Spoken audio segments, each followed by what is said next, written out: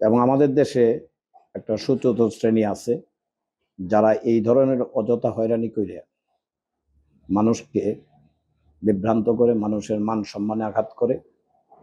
সেই বিষয়ে আপনারা যারা হয়রানিমূলক হয় তারা জেলা প্রশাসক বরাবরেও জেলা ম্যাজিস্ট্রেট হিসেবে তার কাছে দরখাস্ত দিতে পারে,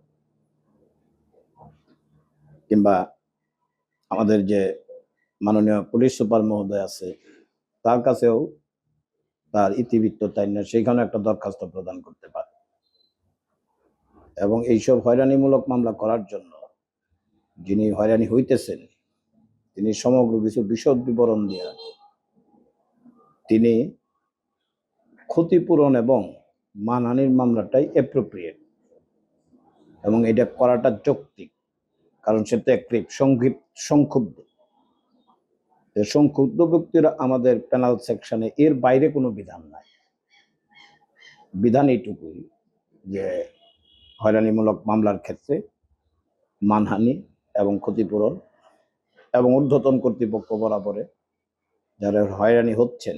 ও জজ কোর্টে চাকরি করে বিদায় আমার আব্বা, চাচা এবং দরবারি যারা ছিল, আমার ফুফা আরো অনেকে দরবারি ছিল, ওই দরবারিদেরকে তারা অযথা মিথ্যা মামলা দিয়া অনেক দিন পর্যন্ত হয়রানি করা হয়েছে। বুড়া ব্যক্তিদেরকে নিয়ে ঘরে থাকতে পারে নাই, পুলিশে অনেক জ্বালা যন্ত্রণা করছে। এখন থেকে এই পর্যন্ত মানুষকে অনেক ধরনের কেস মহদ্দমা দেয়, মানুষকে এইভাবে তারা বাড়ি থেকে দূরে সরিয়ে রাখে, অনেক নির্যাতন করতেছে। একমাত্র কারণই হইল সে যে জজ কোর্টে চাকরি করে এই বিধায়। কিশোরগঞ্জ জজ কোর্টের ড্রাইভার সাইফুল ইসলাম উনার কৃতিকর্মর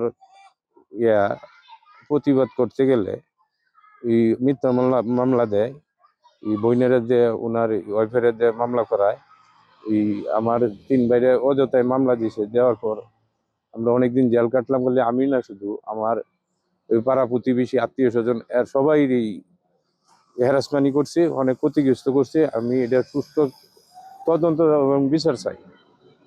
উনি প্রায় 1/2 মানুষ হ্যারাসমানি করছে। তারপরে ওনার ওয়াইফ আছে, ওনার বোন আছে, ওনারা যে মামলা করায়া এদের করে আর কি।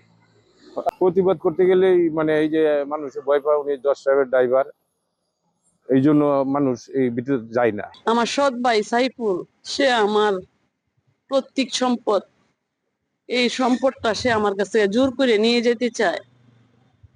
তারপরে আমার ছেলেকে মামলা দিছে, মামলার মধ্যে ফেলাইয়া আমার মেয়ের জামাইরে দিছে, ছেলেরে দিছে, জেলও নিছে, জেলও নিয়ে তারপরে গুন্ডা ফান্ডা নিয়ে জায়গা আমার দখল করিয়েছে।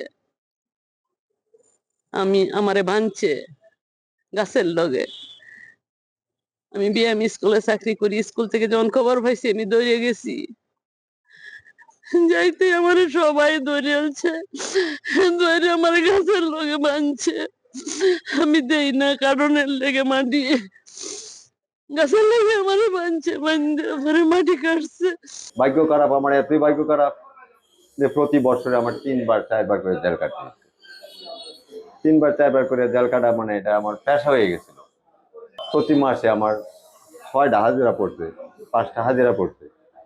আমি তো ভাই সাধারণ একজন পাবলিক, 5টা হাজিরা দিতে গেলে 2000 করে টাকা গেলেও 10,000 টাকা যেত, যার ফলে আমার জীবনটা একবার ধ্বংস হয়ে গেছে।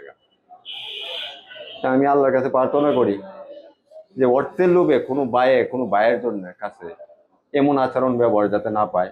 আমি সর্বসদা আল্লাহর কাছে প্রার্থনা করি।